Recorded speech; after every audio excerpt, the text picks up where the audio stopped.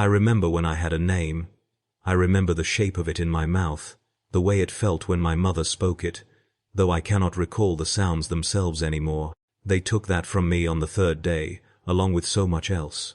But in those final moments before the surgery, before the tech priests began their work with whirring surgical implements and murmured prayers to the machine god, I held onto it like a drowning man clutches driftwood.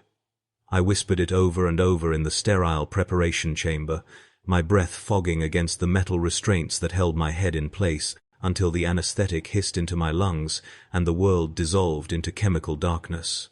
When I woke, the name was gone, replaced by a designation, Servitor, Unit 7743, Epsilon. The number was branded into what remained of my flesh, seared into the meat of my shoulder with holy oils and sanctified irons. I can still smell it sometimes, that particular combination of burning skin and sacred unguents, though I suspect this is merely a phantom sensation, a ghost of memory haunting the ruins of my nervous system. My crime was minor. I know this because I overheard the administratum scribe reading my sentence aloud in the processing facility, his voice a monotone drone that blended with the grinding of machinery and the distant screams from the conversion chambers. Theft of rations. 4 protein bars from the distribution center where I worked, taken during a moment of desperate hunger when my assigned caloric intake had been reduced to accommodate a tithe increase. 4 bars of compressed synthetic nutrients, each one stamped with the Aquila and the words, "Property of the God Emperor." I had eaten 3 of them immediately, stuffing them into my mouth with trembling fingers in a shadowed alcove between storage units. The taste like paste and shame. The 4th I had saved for my daughter, wrapping it carefully in a scrap of cloth and hiding it in my work coveralls. I never got to give it to her. The Arbites came that same shift, their black armor reflecting the sodium lights of the facility, their shock mauls crackling with barely restrained violence. They found the wrapped bar during the search, held it up like evidence of the most heinous heresy. My supervisor, a thin man with the mechanical eye implants of a quality control inspector, simply nodded and marked something on his data slate. He never looked at me. I suppose I had already stopped being human to him the moment the theft was discovered. The prison ship that carried me to the conversion facility was a thing of rust and recycled air, its corridors so narrow that prisoners had to shuffle sideways in their chains. We were packed into holding cells designed for half our number, our bodies pressed together in the darkness, the smell of fear and unwashed flesh so thick it seemed to coat the inside of my throat. Some prayed, endless litanies to the Emperor, their voices hoarse and desperate, begging for mercy or intervention, or simply a quick death. Others wept. Still, others sat in silence, their eyes already empty, their minds having fled to some interior space where the horror could not reach them. I fell somewhere between these extremes, my thoughts scattered and fragmented, unable to focus on anything but the cold certainty of what was coming. I had seen servitors before, of course. Everyone in the Imperium has. They are as common as dust in the manufactorums and hive cities, shambling through their endless tasks with the blank persistence of clockwork. I had never thought about what they had been before the conversion. I had never considered that they might have had names, families, lives that meant something to someone. They were simply tools, sacred fusion of flesh and machine, blessed by the Mechanicus to serve the Imperium forever. The irony was not lost on me, even then, that I would become the very thing I had never bothered to recognize as human. The facility itself was a cathedral of transformation, its vaulted ceilings lost in shadows high above, its walls lined with surgical theaters and augmentation bays. Everything was the color of dried blood and tarnished steel, illuminated by flickering lumen strips that cast everything in a sickly, uncertain light. The air tasted of sacred oils and ozone, underlaid with something organic and rotting that the incense could not quite mask. Tech priests moved through the space like red-robed ghosts, their mechanical components clicking and whirring, their vox-enhanced voices chanting in binary cant that sounded like insect song. Servitors worked alongside them, of course, performing the simpler tasks, holding instruments, cleaning surgical fields, disposing of the pieces that were cut away and deemed unnecessary. I watched one as I was led through the main processing corridor, a hunched figure with 3 arms and no lower jaw, its exposed throat a mass of Vox synthesis equipment that allowed it to emit a single, repeating prayer in a voice like grinding gears. It never looked up from its work. It never looked at anything. Its eyes were smooth chrome orbs, seeing everything and nothing, recording data for purposes I could not begin to guess. They explained the process to me in the preparation chamber, though I suspect this was more ritual than genuine communication. A tech priest, with a face half replaced by gleaming brass and optical sensors, stood beside my restraint table and recited the litany of transformation in a voice that shifted between human speech and machine code. I would be purified, it said. My weak flesh would be strengthened with sacred augmentation. My wandering thoughts would be focused into pure, unwavering function. I would be granted the blessing of eternal service to the God Emperor and the Machine God. My consciousness reduced to the perfect clarity of a single purpose, my body modified to fulfill that purpose with absolute efficiency.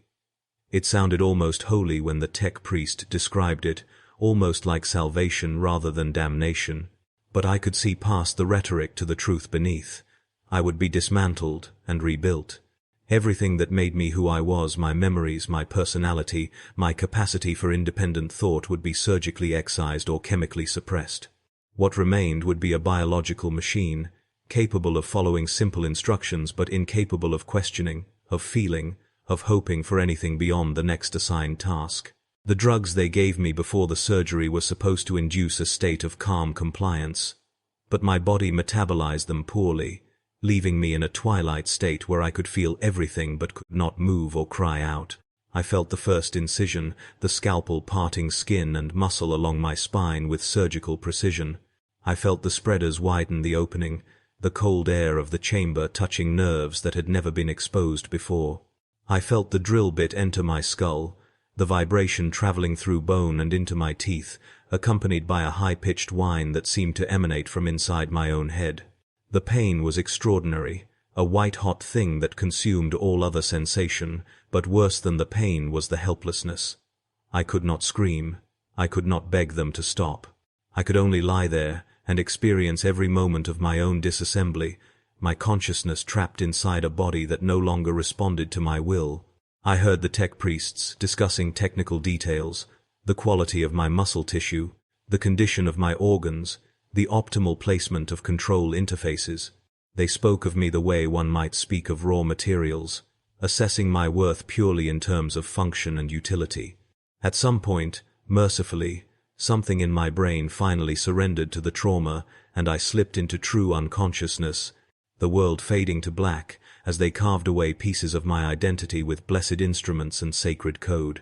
When awareness returned, it came in fragments, scattered and incomplete like broken glass. I could not immediately understand where I was, or what had happened. My sense of my own body was wrong, distorted, as though I was inhabiting someone else's flesh. I tried to move my left arm and felt something respond, but the feedback was strange, delayed and muffled, accompanied by a mechanical whirring that seemed to come from inside my shoulder. I tried to turn my head and discovered I could not, my neck locked in place by something rigid and unyielding. Panic surged through me, bright and terrible, but it hit a wall almost immediately, suppressed by chemical regulators that dumped tranquilizing compounds directly into my bloodstream. The fear did not go away, exactly, but it became distant, observational, something happening to someone else. I could acknowledge its existence without being consumed by it. This, I would learn, was how they managed us. They did not eliminate emotion entirely, that would have required too much processing power, too many invasive procedures. Instead, they simply made it irrelevant, reduced it to background noise that could not interfere with our primary functions. My first assignment was in a manufactorum deep in the lower levels of a hive city whose name I never learned. The space was enormous, a cavern of industrial machinery that stretched further than my augmented optical sensors could detect, filled with the constant thunder of production. Conveyor belts carried partially assembled components past workstations where servitors labored with mindless efficiency, their mechanical limbs moving in precise, repetitive patterns that never varied.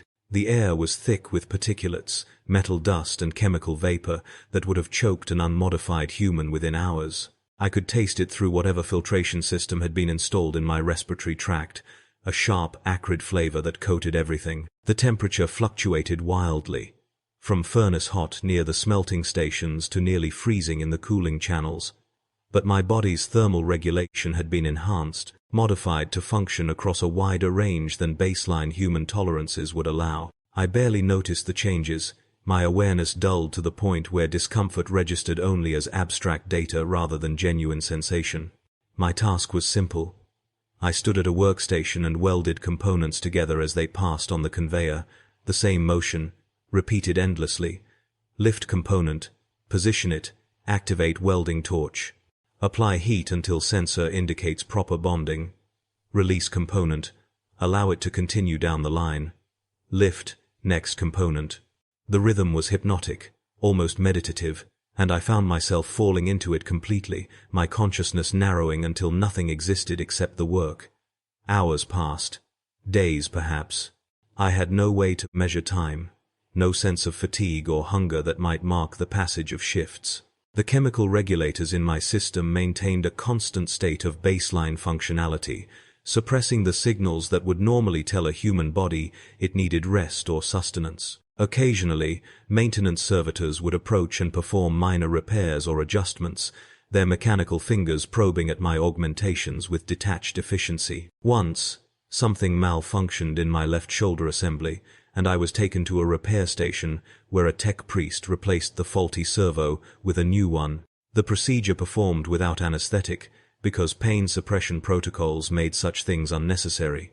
I watched with dim, distant interest as the priest cut into my flesh, removed the old component, and installed the replacement, mumbling prayers to the machine god throughout the process. When it was finished, I was returned to my workstation, and the rhythm resumed. But something had survived the conversion. Some fragment of my original consciousness, buried deep beneath the chemical suppression and the crude behavioral programming, still existed. I became aware of it slowly, gradually, like a sleeper waking from a heavy dream. It was not thought, exactly, not in the way I remembered thinking before the surgery. It was more like an echo, a shadow of awareness that observed my existence from a great distance. I could feel this remnant self watching as my body performed its assigned tasks, hour after hour, day after day, trapped inside a prison of flesh and machine that no longer fully belonged to it. And this remnant self screamed. Silently, endlessly, it screamed with a horror and despair so profound that it seemed to have no bottom. But the screaming changed nothing. The chemical regulators did their work. The behavioral programming held firm. My body continued its labor without pause, without deviation, the welding torch rising and falling with mechanical precision, while somewhere deep inside, something that had once been human howled in anguish. The other servitors showed no sign of similar awareness. I watched them during the brief moments when my attention was not entirely consumed by the welding task, studying their blank expressions and empty eyes for any hint of the people they might have been.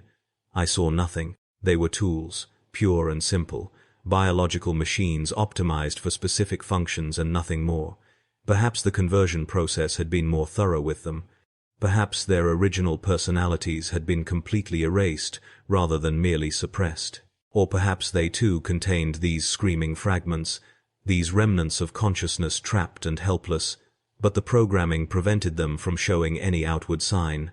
I would never know. Communication between servitors was not part of our function. We were not designed to interact with each other in any meaningful way, only to interface with our assigned machinery and respond to commands from our overseers.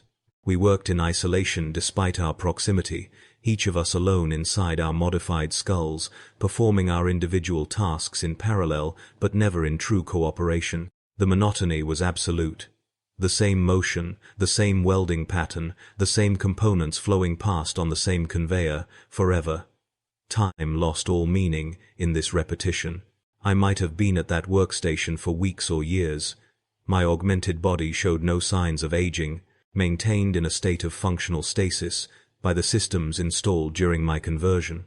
The manufactorum operated continuously, its production never ceasing, its workforce of servitors never resting. We were fed through tubes when nutrients ran low, our waste recycled automatically, our bodies sustained in the minimal way necessary to keep us operational.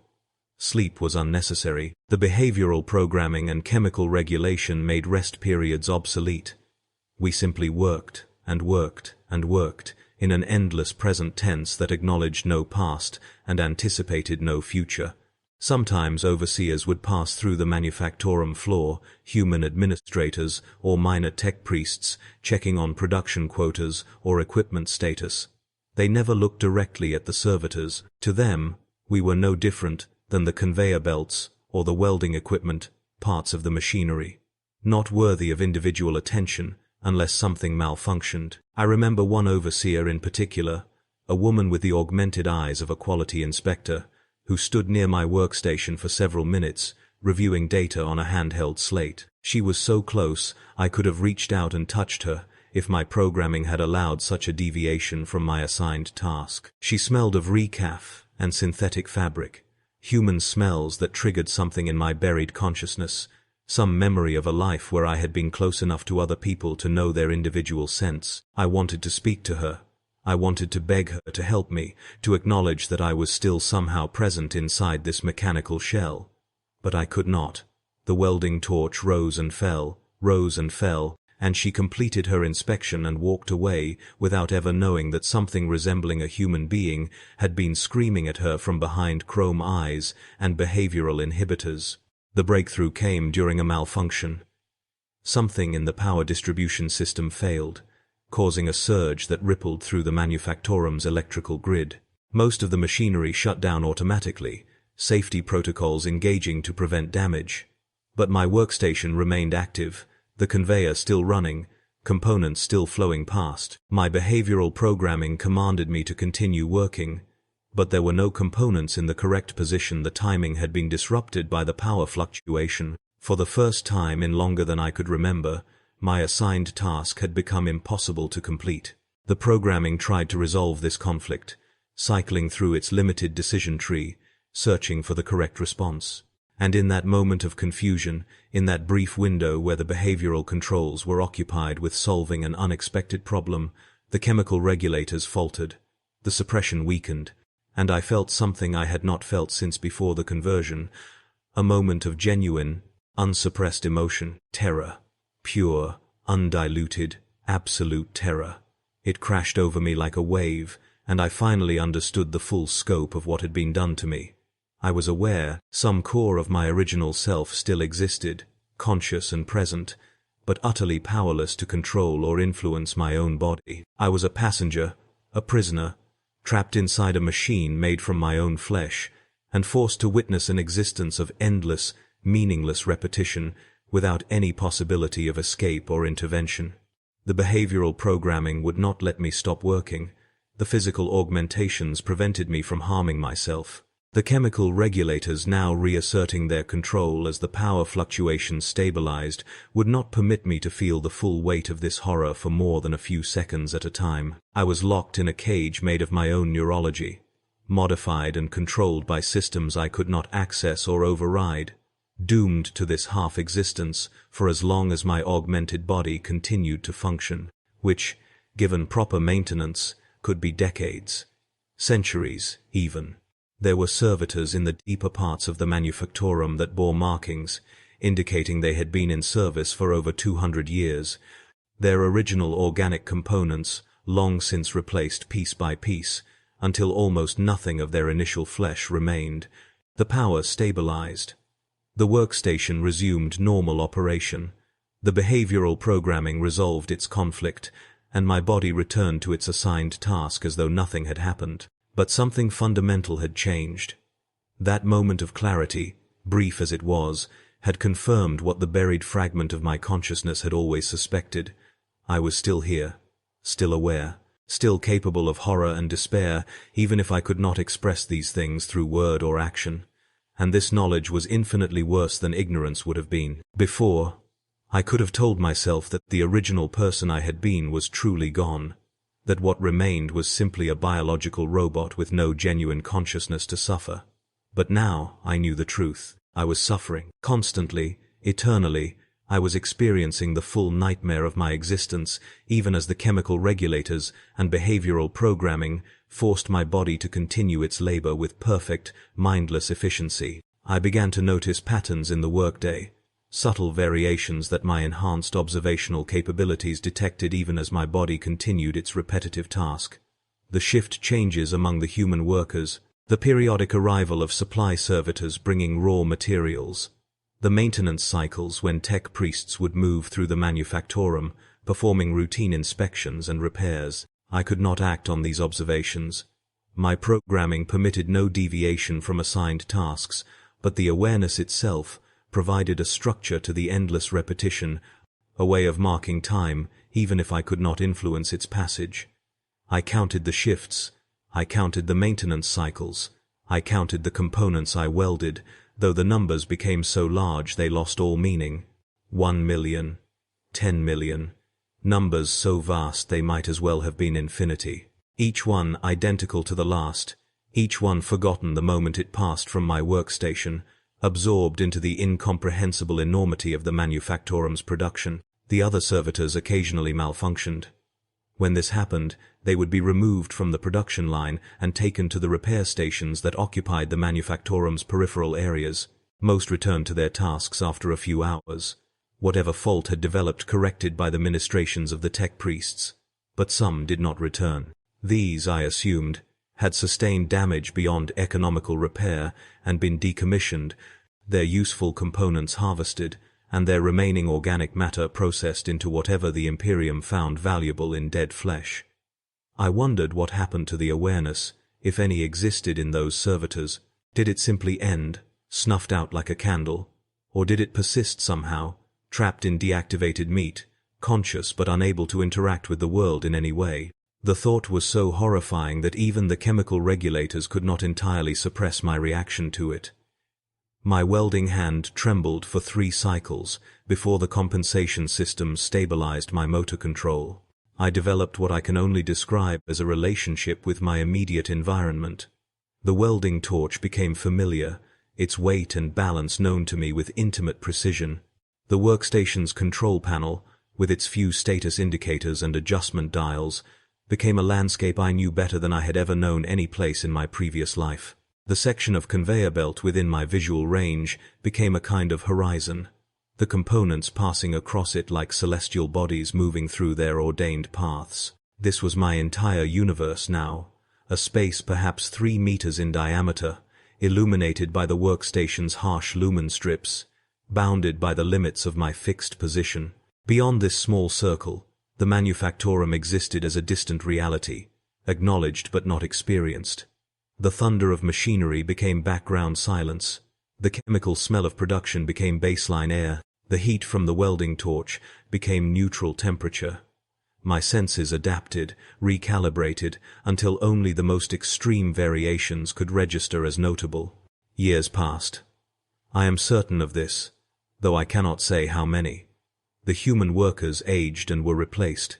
Equipment wore out and was repaired or upgraded. The manufactorum itself changed gradually, sections being renovated or repurposed.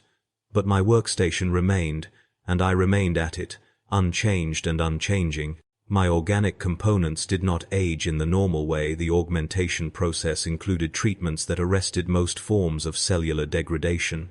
My mechanical parts were replaced as needed during maintenance cycles, swapped out with perfect replicas that functioned identically to their predecessors.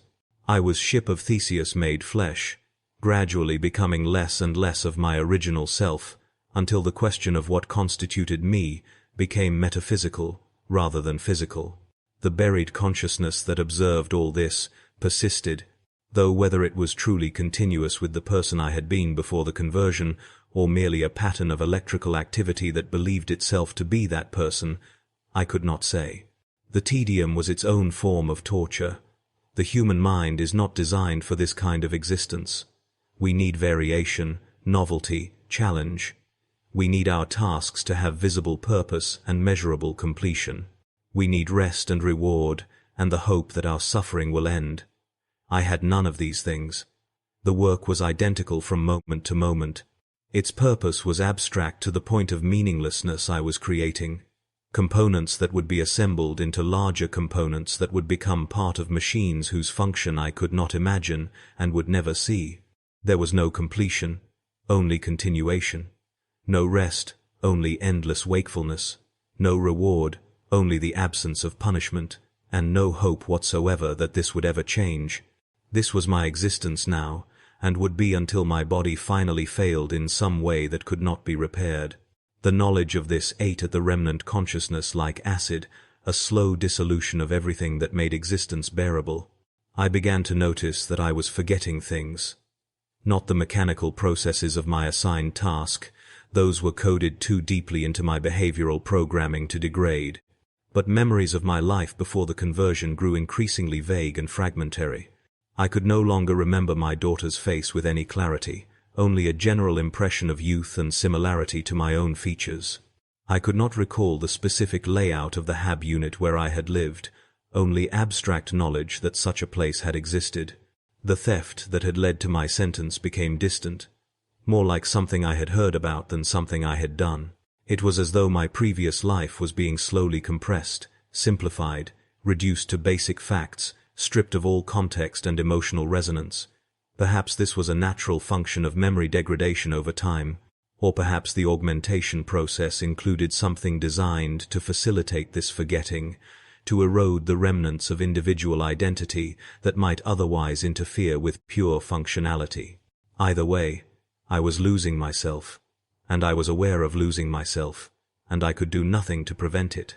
There was a servitor at the workstation across from mine, positioned so that when I lifted my head slightly during the component positioning phase of my task, I could see it in my peripheral vision. It had been there as long as I had been at my station, performing some task involving sorting and routing that I did not fully understand. Its face was mostly mechanical, one side replaced with sensor arrays and processing equipment, but the remaining organic eye was human and functional. I found myself looking at that eye during those brief moments when my head was raised, searching for some sign of awareness, some indication that I was not alone in my consciousness.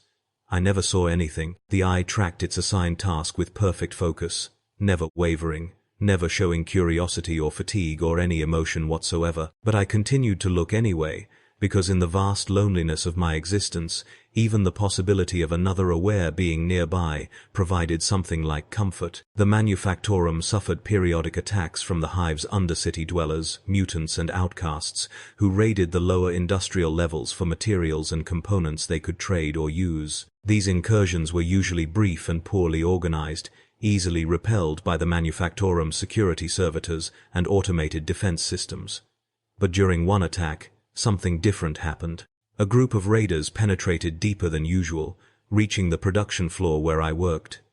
Alarms howled. Red emergency lighting strobed.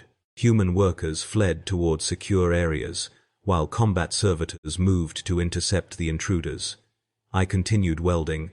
The behavioral programming recognized no threat condition that would justify ceasing my assigned task. Components continued to flow past on the conveyor, and I continued to join them together with the torch, even as last fire crackled and people screamed. One of the raiders stumbled past my workstation, bleeding from a wound in his side, his breath ragged and desperate.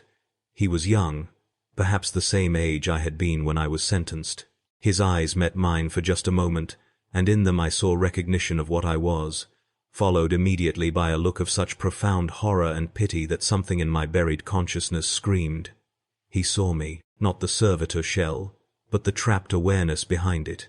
He understood, in that instant of contact, exactly what my existence was. Then he was gone, staggering toward an exit, leaving a trail of blood that the maintenance servitors would clean once the emergency ended. The welding continued. The combat servitors neutralized the remaining raiders with efficient brutality. Order was restored. Production resumed its normal parameters. But something in me had changed. That look of recognition and pity had confirmed that I was still visible, still detectable to those who looked closely enough. I was not completely erased. Not yet. The incident created a temporary disruption in the production schedule while damaged equipment was repaired and biological contaminants were cleaned from the work area. During this period, my workstation was deactivated, The conveyor stopped, my task suspended. The behavioral programming could not resolve this situation. It had no instruction set for extended idleness. The chemical regulators maintained their suppression, but without the constant occupation of repetitive work, my consciousness expanded slightly, allowed more space to experience itself. I stood at the inactive workstation, my body locked in position but my mind racing, and for several hours I existed in a state of forced contemplation, unlike anything I had experienced since the conversion. I thought about the raider's expression. I thought about my daughter, wherever she was now, grown into someone I would never know. I thought about the protein bar I had stolen, the trivial crime that had led to this eternal punishment. And I understood, with bitter clarity, that there was no proportion between transgression and consequence. The Imperium had not sentenced me to servitude because my crime was heinous. It had done so because it needed servitors, and I was available material. Justice had nothing to do with it. Efficiency was the only moral calculation that mattered. When production resumed, I returned to my task, but the brief period of expanded awareness had damaged something in the careful equilibrium of my controlled existence. The buried consciousness was more present now, more insistent, pushing against the behavioral programming and chemical suppression with renewed strength.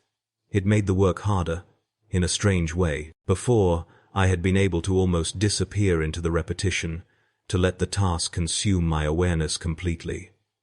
Now, there was resistance, a part of me that did not want to lift the torch, did not want to continue this pointless labor for another moment. But the programming was absolute. My body performed its function regardless of what the remnant consciousness desired. The conflict between awareness and control created a kind of internal agony, a psychic pressure that had no outlet and could not be relieved. I existed in this state of constant strain, my mind pulling in one direction while my body moved in another, split and screaming and utterly helpless to resolve the contradiction. The tech priests must have detected something during a routine maintenance inspection. I was removed from my workstation and taken to a specialized medical bay deeper in the manufactorum complex. The space was smaller than the conversion facility where I had been initially processed, but it had the same atmosphere of clinical sanctity, the same smell of sacred oils and ozone. A senior tech priest examined me, its many mechanical appendages probing at my augmentations while it muttered in binary cant. I could not understand the specifics, but the general meaning was clear enough from context. My behavioral programming had degraded. The chemical regulators were operating below optimal efficiency. Anomalous neural activity had been detected in the organic portions of my brain that remained. I was malfunctioning, my supposed consciousness an error to be corrected rather than a person to be acknowledged. The tech priest consulted with several others, their mechanical voices creating a chattering chorus of technical discussion. Then they began the repairs. They opened my skull again. I felt it all, every moment of the procedure, because pain, suppression protocols prevented unconsciousness, but not sensation. They accessed the portions of my brain that housed the remnant consciousness, the areas where I still persisted in some diminished form. I felt the touch of their instruments against raw neural tissue, felt the injection of fresh behavioral programming and enhanced chemical regulators. I felt them killing me, not my body but myself, eroding the last fragments of individual awareness with clinical precision, and I could not stop them, could not even communicate that I was present, that I was aware, that what they were doing was murder even if my body would continue to function afterward. The tech priests worked with the focused devotion of their order, seeing no moral complexity in their task, only the technical challenge of restoring a malfunctioning unit to optimal operational status. To them, increasing the suppression that kept my consciousness buried was no different than replacing a faulty servo or recalibrating a sensor array. They were fixing a broken tool. Nothing more. The procedure lasted hours. I experienced all of it, every adjustment and modification, my awareness intact, until the final moments when the new chemical regulators began their work. I felt my thoughts slowing, growing distant and muffled, like sounds heard through increasingly thick walls. The screaming consciousness grew quieter. The resistance to the behavioral programming weakened. The sense of self that had somehow survived the initial conversion began to dissolve, scattered and suppressed, until it became background noise rather than foreground awareness. I tried to hold on, tried to maintain some core of identity against the chemical and programmatic assault, but it was like trying to hold water in cupped hands. Everything that made me me leaked away between my fingers, and soon there was nothing left to hold. The tech priests sealed my skull and returned me to my workstation. The conveyor was running. Components flowed past. The welding torch lifted automatically, its weight familiar, its function clear and simple. I positioned the component, applied heat, released it, reached for the next one. The rhythm was soothing, meditative, perfect in its simplicity. There was nothing else. No memory of difficulty or resistance, no awareness beyond the immediate requirements of the task. Only the work, endless and pure, exactly as it should be, exactly as it would always be. The manufactorum continued its production. The servitors continued their labor. Among them, Servitor Unit 7743, Epsilon stood at its assigned workstation and welded components together with flawless precision. Hour after hour, year after year, its modified body sustained in functional stasis, its behavioral programming operating within normal parameters, its chemical regulators maintaining optimal suppression levels. If anything remained of the person who had once stolen protein bars to feed his daughter, if any fragment of consciousness still existed in some deeply buried corner of the servitor's augmented brain, it was too small and too suppressed to matter. It could not affect the welding pattern, could not slow the work, could not even cry out against the horror of its existence. It could only endure, silent and helpless and alone, trapped in a prison of flesh and machine and holy programming, serving the Imperium forever in the only way it had been deemed worthy to serve. The Emperor protects, the machine god provides, and the servitors work without ceasing, their sacrifices forgotten, their suffering invisible, their existence a footnote in the vast accounting of humanity's endless war for survival. This is the fate I chose when I stole those protein bars, though choice is perhaps too generous a word for the desperate hunger that drove me. This is the mercy the Imperium showed me, though mercy is perhaps too generous a word for conversion into a biological machine. This is my eternal service, though service is perhaps too generous a word for slavery without even the dignity of conscious resentment. I am Servitor Unit 7743 Epsilon. I weld components. I serve the God Emperor and the Machine God. I have no other purpose. I remember nothing else. And if somewhere, in the darkest corners of my modified brain, something still screams, still weeps, still begs for death or mercy, or simply an end to the endless work, that something has been reduced to such insignificance that it might as well not exist at all. The torch rises, the torch falls, the components join together and move down the line.